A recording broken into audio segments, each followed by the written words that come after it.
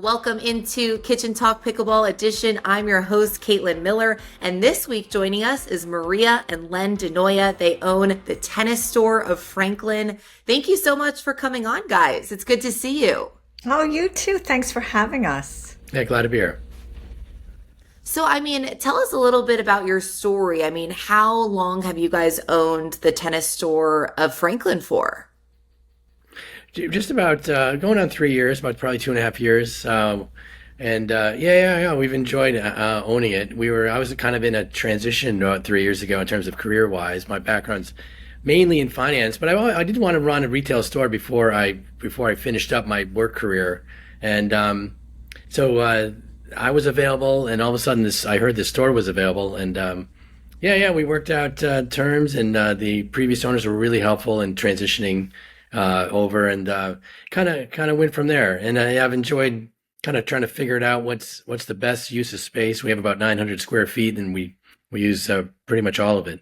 And I've enjoyed trying to figure it out. And Maria's done a great job, trying to figure out apparel and and how, what best works for the store and what our customers want. So Len came from a corporate finance background, and I come from a marketing background. And we thought we could merge our expertise into running the retail store. I love that. And I think you guys are right. The only tennis store, to my knowledge, right, in Franklin? In Franklin, yes. Yes. There, Okay. yes. There's competition. There's another store that we that has tennis in Brentwood. Got it. Okay. Yeah. So obviously, own a tennis store, but pickleball is the new craze. It's been growing like crazy. When did you guys just say, you know what? I think we need to start selling paddles or pickleball apparel. When did you kind of make that addition? Well, when we purchased the store in November of 2021, the previous owners had already introduced pickleball paddles and pickleball to the store, but it was on like a tiny wall in the store. It was very small. And so I would say within 2 to 3 months of owning the store, we knew that we had to grow our pickleball section from paddles to clothes to accessories. We knew almost immediately. People were coming in all the time, wanting choices. Yeah, I think there was we had Gearbox and we had Selkirk, but on kind of a limited basis. And now we have about 15 just paddle vendors, not to mention other things like lead tape and grips, over grips. And it's interesting just how other suppliers, like suppliers for grips, have kind of come up with unique ideas and features. And the challenge I think that faces us is, as a specialty store, we have to have that hard to find niche product that everybody wants, like these new grips, the Her Score grips. A lot of people have asked about them, so we're going to bring those on and have them available. But it's been fun just kind of figuring out and enjoying our customers let us know what they've heard of and what they're talking about. It's like a paddle every week at least, to talk about. And it's interesting. They'll come up, hey, do you have the new double black diamond? We're like, no, but we're gonna get it. Yeah, our customers are a great resource for us, obviously, in sharing what they see out on the courts, what they want, what they'd love for us to bring in. And so we listen to that and, really try to meet their needs. And it's interesting. I came of age when snowboarding was coming up, and it was new, totally different from skiing. And I think there are a lot of parallels between those two sports, skiing and snowboarding, and tennis and pickleball, where pickleball is still relatively new in terms of being so huge on the scene. And I think all the retailers, especially from an apparel side, are trying to figure out what does pickleball need? What does it look like? What kind of shoe does it need? Right. I think, right now people are mostly buying tennis shoes for pickleball, but I think eventually there'll be, a really good type of pickleball shoe that will probably be a little lighter, a little more flexible, because you don't need as much padding as you do in tennis, but at the same time, you want it to be comfortable. So I think all of that is kind of interesting, and we're having fun tracking that in terms of what's coming up for, the pickleball look and how they figure it out. Yeah, trends are always interesting Well, for sure. yeah. I know. I was going to say, I saw you guys have a background in that, Maria, as an apparel buyer. So, I mean, that's interesting you say that because a lot of times I will wear my, tennis outfits to go play pickleball as a former or as a current tennis player. Now, obviously, we're starting to see pickleball brands, try to figure it out and come up with, it seems like a tennis-like style, but to have like a little pickleball touch to it. What are you seeing in terms of the apparel, the shoes, like you had mentioned, Len, and what potential, I guess, do you see too moving forward? So, pickleball people definitely want to have their own stuff. They don't want to share apparel with tennis. So, they really love specially designed apparel for pickleball. Whether it's from a tennis manufacturer, say like Lucky and Love, that designs a skirt that has cute pickleball paddles on it, or cute balls on it, or that kind of thing. Um, and so they get really excited when they see specific things for pickleball. And it's been a lot of fun to cater to that audience. We really enjoy bringing in specialty pickleball items to cater to people. And the trend is definitely marching upward for people really wanting pickleball apparel and accessories. Yeah, and same on the shoe side. Interesting. The shoes, I think, like Babolat has a new shoe that's a little lighter, a little more flexible, but at the same time, really comfortable and really well made to kind of cater more toward the pickleball folks for comfort and for style. Yeah. I think, and there's definitely more to come. I think there's everybody's kind of figuring out and seeing what works and trying to take trends and run with them. I feel like almost like manufacturers can't keep up necessarily as quickly with the demand for these things. And so that would be our only challenge and our only struggle, that we just can't get it in as fast as people want it. Right, right. No, it seems to be that way for sure. Even like the courts, I feel like people can't Right. even keep up. Everyone wants to play, and there's not enough courts. It's like, yeah, seems to be the trend here. And Len, I thought that was interesting. You mentioned the shoes, like obviously tennis shoes compared to pickleball. I feel like pickleball is a smaller court, quicker, shorter movements. So I think, is that why you think it's important to have, maybe more flexibility in the shoe? Yeah, exactly. Right. Yeah, because the movement's a little different, a little quicker. The net play is more exciting. And so so with that different demand on the shoe, then you can kind of adjust the look and also put some fashion in there too to kind of separate it and differentiate it a little bit. From all the tennis shoes. But yeah, up to now, I think it's worked fine. Where the shoes kind of work in both ways. But yeah, there's definitely going to be some differentiation that's going to happen. It's already happening, and yeah, I think it's exciting. I think like Maria said, that folks want their own look in terms of from a pickleball standpoint. I kind of remember at the very beginning, as pickleball started to take off, there was a lot of talk of like rolled ankles and, people almost like, when you run back to hit a ball, like people were hurting themselves. So there's been definitely a trend toward a supportive ankle shoe. So those things aren't happening anymore. Yeah, that's what I've seen with my friends. A few badly rolled ankles, and then Hmm. some knee injuries too. So, as someone that's used tennis shoes myself, I've tried to find and, experiment with different pickleball shoes for that reason, to prevent injury, because seems to be Yes. happening a lot more nowadays too. Yes, yes. I wear a specific case Swiss pickleball shoe, and the support on my ankle is crazy. It's so good. You Wow. can feel a Okay. difference, really. And do you guys see like, a lot of the tennis brands working with pickleball items and coming out with paddles or coming out with pickleball apparel, or is it just different brands that you're seeing that have kind of started their own thing with just pickleball? I see both definitely, in apparel for sure, and paddles as well. Like not only head, as you had previously mentioned, but We have Yonex, Yannick, Babolat, and Adidas, even. Adidas. Wilson has a couple nice paddles as well.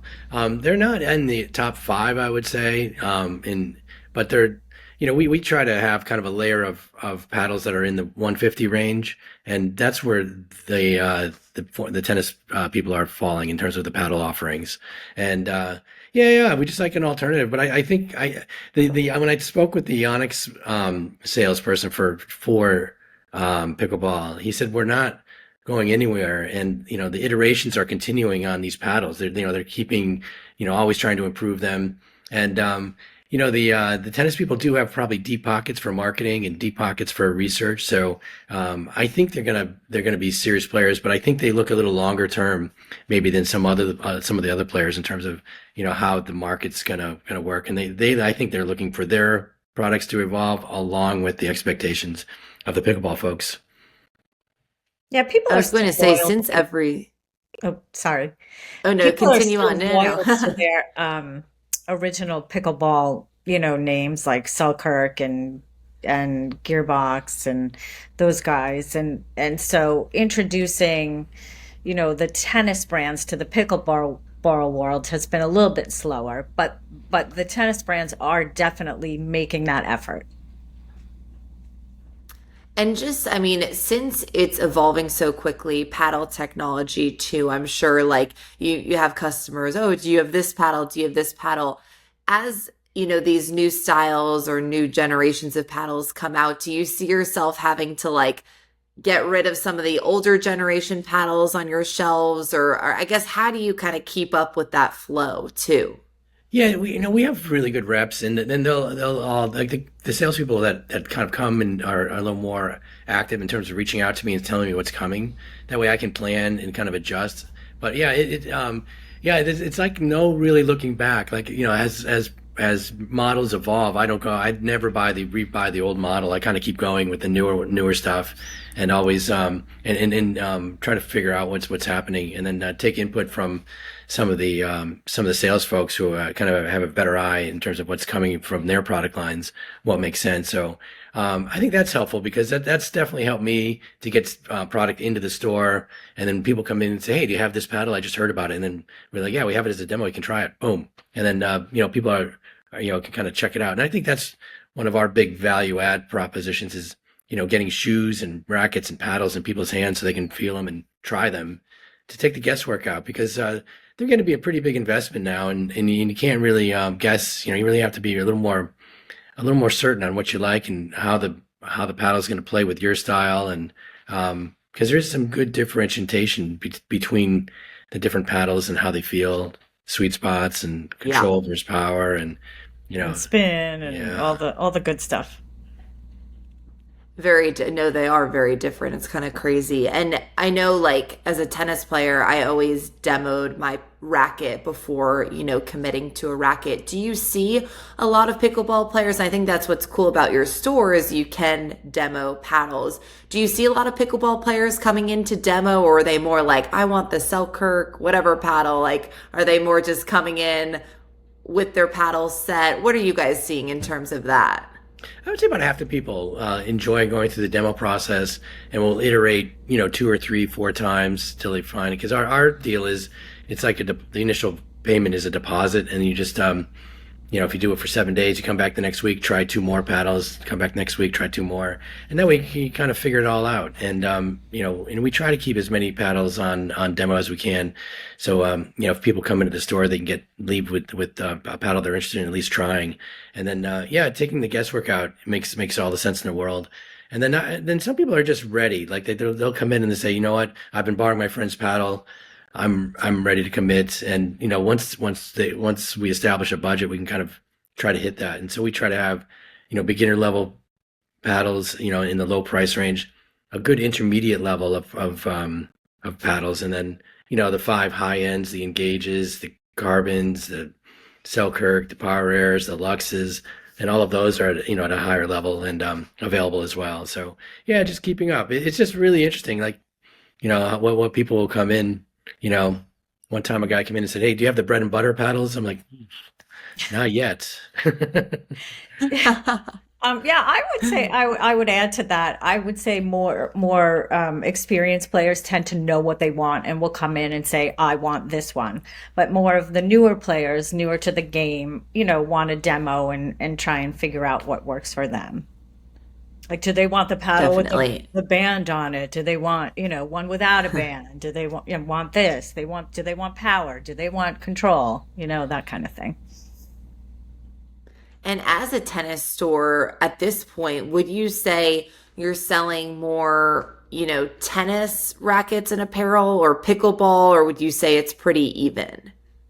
I would say it's pretty even. Although the growth on pickleball is definitely higher than tennis, but at the same time, plenty of tennis players. I mean, we have folks come in that have just made a team, high schoolers or middle schoolers, that just need guidance on picking out a racket.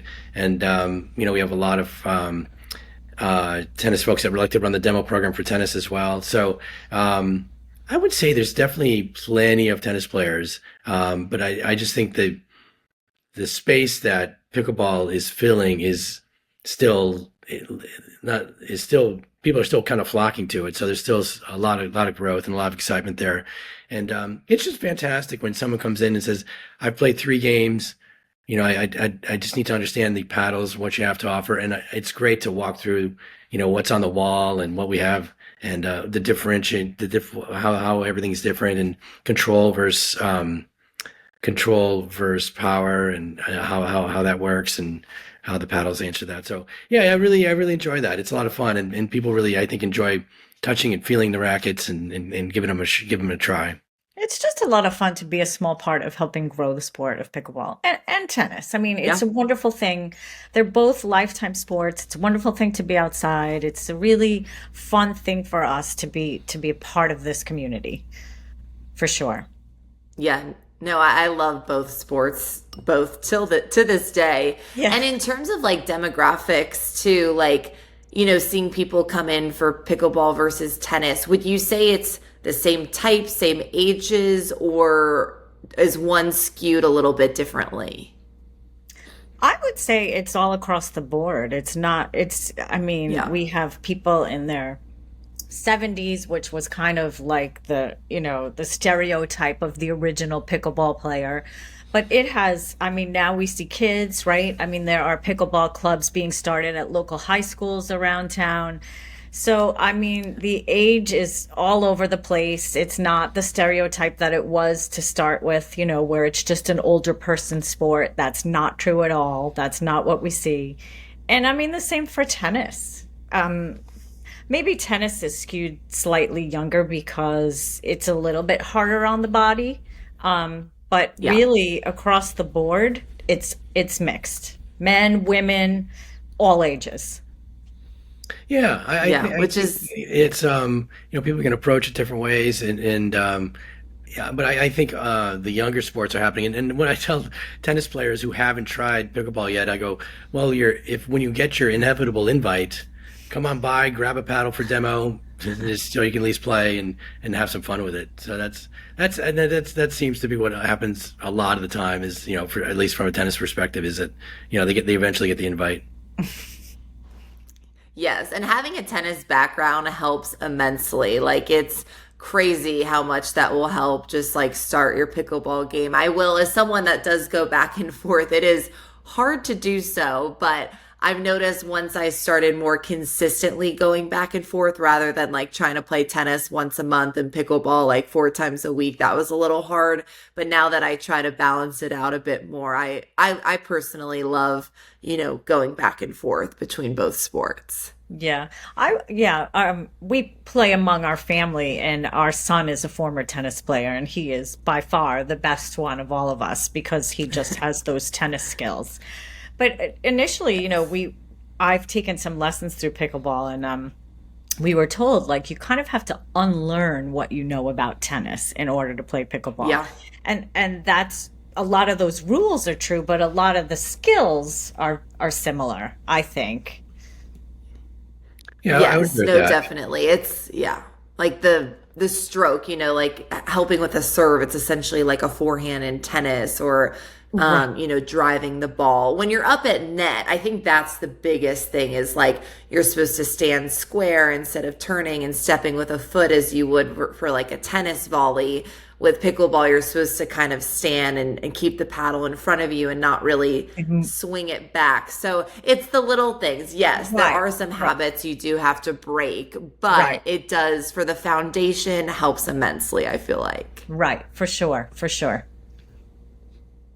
And then Maria, too, is, the editor of Franklin Lifestyle magazine, also owner of Thompson Station Lifestyle. I mean, what have you seen? I guess, have you done editions with pickleball? Have people been reaching out to do stories with that? What has that been like from, a magazine standpoint?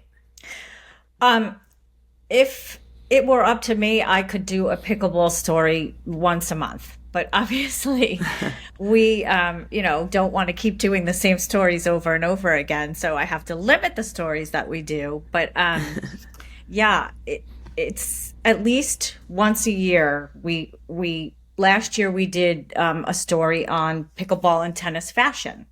The year before, we'd done a story about the growth of pickleball.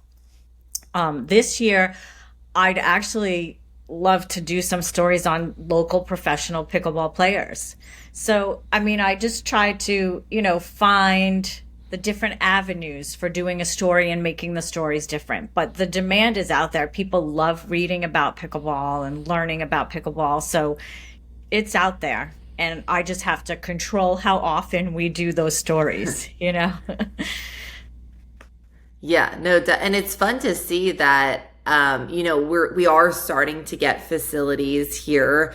And some of the pros like Simone Jarging and Allison Harris is out here now. So, it's nice to see the growth of the sport from the events perspective, the courts, now some of the bigger name pros coming out here. So definitely an exciting time. Yes, for sure. We recently met Johnny Pickleball too. We'd love to do an event with him in our store, and you too, Caitlin, and definitely things Yes. yeah, for sure, things that we'd love to, whether the store or the magazine. We are happy to. Like I said, we want to contribute to the growth of the sport. So, however we can do that, we're happy to do that. Did you ever think, both of you, as a tennis store owner, did you ever think you'd start incorporating another sport? I know you said there are a few paddles there, but obviously it's blown up since you guys have taken ownership of the store.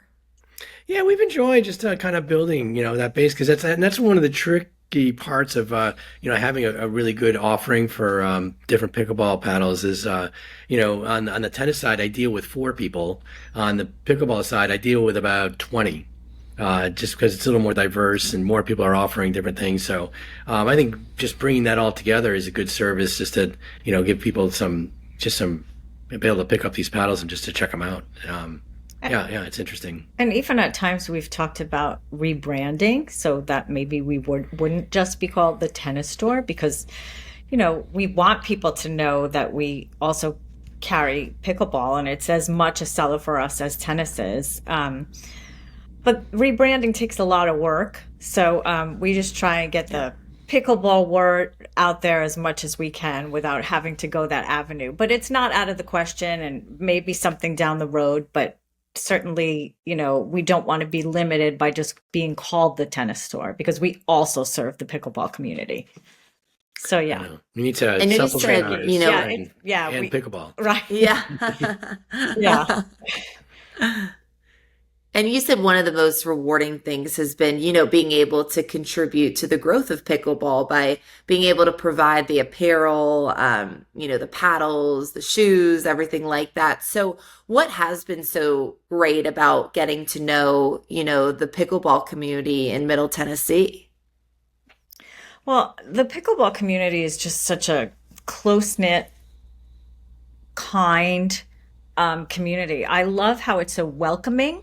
They welcome people of all skill sets. You go to any open play at any, local rec center, and people just, I feel like it's like the feeling of everyone within the community that they just want to help grow it and for people to learn it because it's just so much fun. And I feel like everyone just embraces everyone, whether you're a beginner or, a 5.0 player, like it's a really welcoming, kind community. And we see that in our store. We see that with our customers, as players and then as owners of the store, we see it across the board. Just really a welcoming community, warm community, inclusive of all skill sets, really.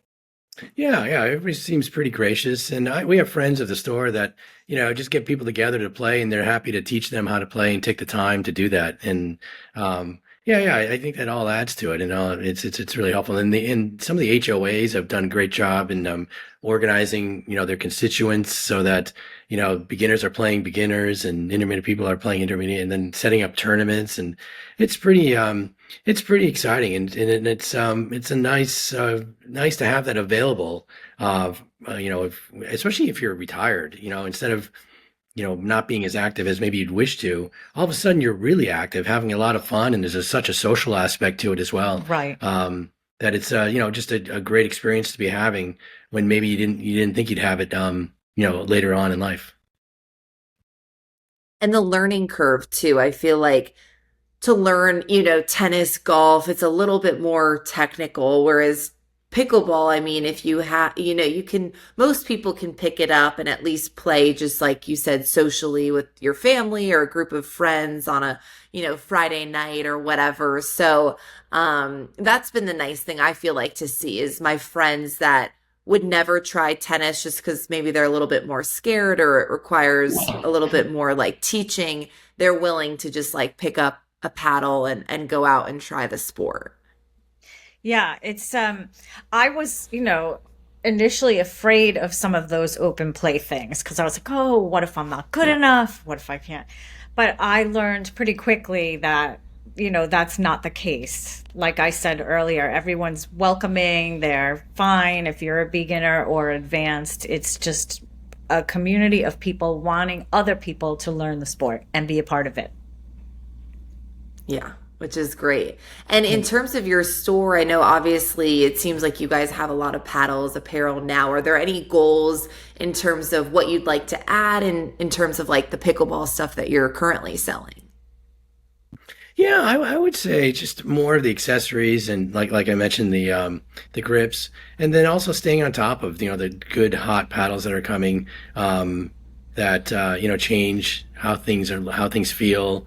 About a different balance of power control. Yeah, and also like Maria mentioned with the apparel styles and what is apparel going to look like for pickleball? Kind of being in front of that a little bit so that people can kind of see what's coming.